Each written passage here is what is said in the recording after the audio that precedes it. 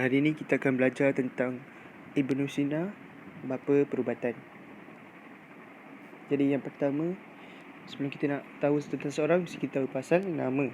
Jadi nama beliau adalah Al-Husin bin Abdullah bin Al-Hasan bin Ali bin Sina. Seterusnya, beliau telah dilahirkan pada 370 Hijrah bersamaan 980 Masihi di sebuah negara yang bernama Turkistan di negeri Asyafnah, Bukhara.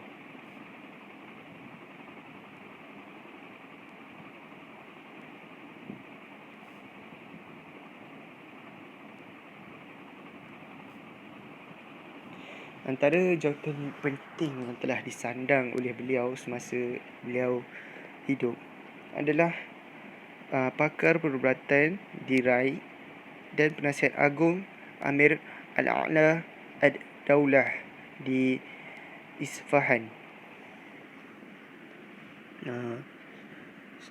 Dan ada sedikit info tambahan, beliau telah meninggal dunia pada 48 Hijrah bersamaan 1037 Masihi di Hamazan.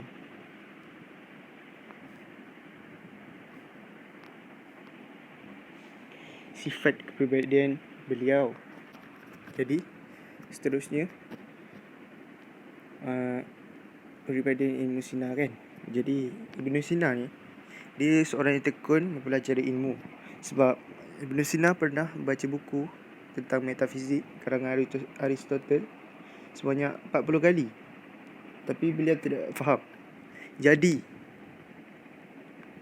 beliau telah pergi ke masjid dan berdoa.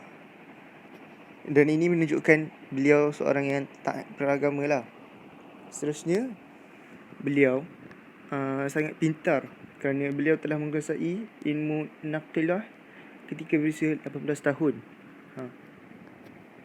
Dan seterusnya, beliau seorang yang berinovatif. Hal ini kerana sebab beliau banyak melakukan penyelidikan dan menghasilkan karya dalam pelbagai bidang, terutamanya dalam perubatan. Okey, kita pergi kepada seterusnya, iaitu pendidikan Ibn Sina. Jadi yang pertama, Ibn Sina dia telah menguasai ilmu perubatan pada 16 tahun. Yang kedua, Ibn Sina juga telah menghafaz Al-Quran ketika beliau berumur 10 tahun. Yang ketiga, beliau telah mempelajari ilmu agama, fiqh, tasawuf, geometri dan astronomi.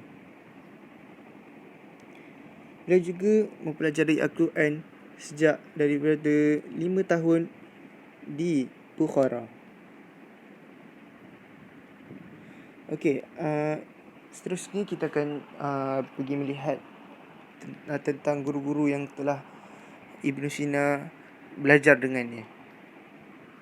Yang pertama, Ismail Al-Zahid, dia telah belajar ilmu tasawuf. Yang kedua, Muhammad Al-Masah, dia mempelajari ilmu hisab dan geometri. Seterusnya, Abu Abdullah An-Nahtli, beliau telah mencari ilmu falsafah. Dan akhir sekali, Al-Biruni, ilmu astronomi. Jadi seterusnya, penemuan dalam bidang farmasi.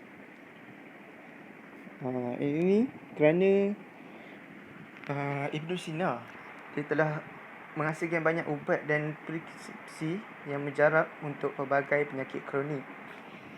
Dan yang kedua, Ibn Sina dia telah menghasilkan ubat bius yang telah digunakan untuk memengsankan orang semasa dalam pembedahan. Kalau Ibn Sina tak terfikir untuk membuat ubat bius ni, mungkin kebanyakan orang yang dalam pembedahan akan rasa kesakitan. Okey, seterusnya lagi, beliau telah membangunkan teknologi perubatan. Contohnya, beliau telah mencipta benang khusus untuk menjahit luka pembedahan.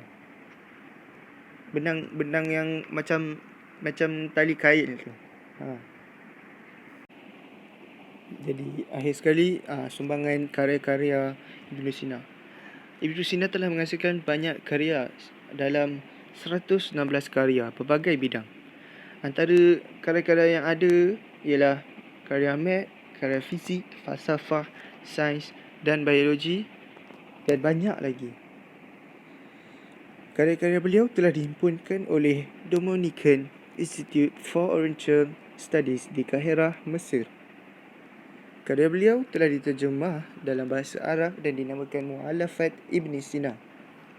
Disebabkan oleh karya-karya beliau itu, banyak penemuan dan pencapaian dalam bidang farmasi dan perubatan.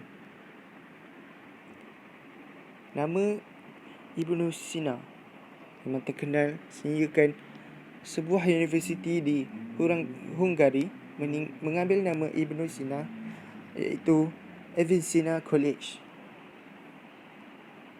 Jadi kita sebagai umat Islam sepatutnya mencontohi sifat Ibn Sina ini sehingga boleh membuat satu pencapaian yang terbaik. Sekian saja daripada saya.